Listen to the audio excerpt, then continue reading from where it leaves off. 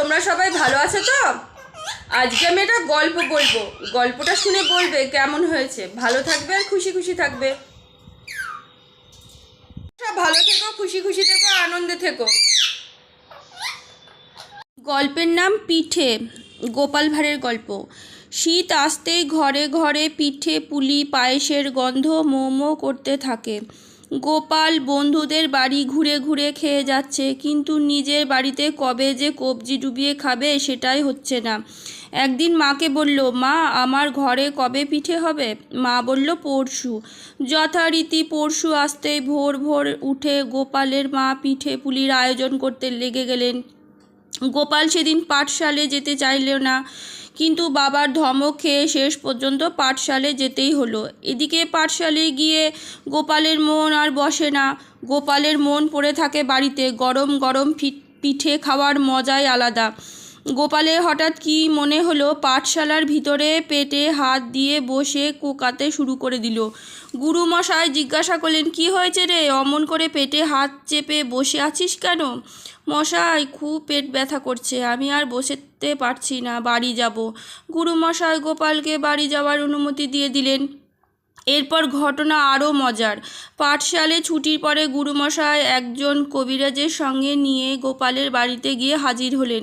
সে সময়ে শিক্ষকেরা ছাত্রদের সব রকম খোঁজ খবর রাখতেন। পাঠশালে যদি কেউ পরপর কদিন না আসতো, তাহলে গুরুমশাই সেই ছাত্রের বাড়ি চলে যেতেন।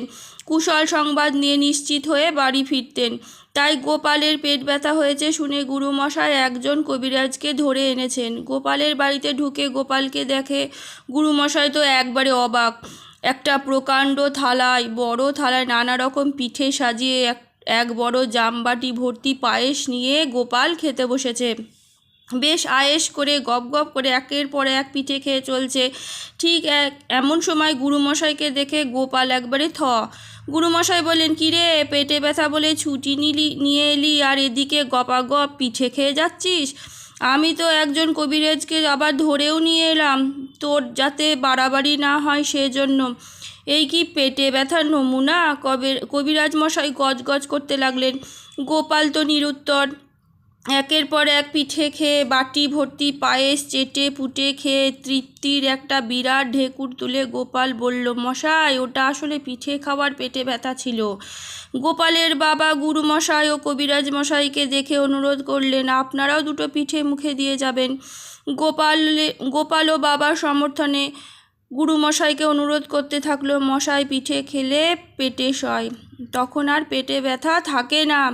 পেটে ব্যথা তো পিঠের জন্যই করছিল, আমি কি করব বলুন? গুরুমশাই শুধু বললেন, এইভাবে শরীর নিয়ে কখনো মিথ্যে কথা বলবে না। গোপাল মাথা নেড়ে সম্মতি জানালো। হ্যাঁ জানালো, ঠিক আছে, এরপর আর কখনো শরীর নিয়ে সে মিছে কথা বলবে না। আজকের মতন গল্প এটুকুনি। কেমন লাগলো জানাবে। ভালো থাকবে আর খুশি খুশি থাকবে।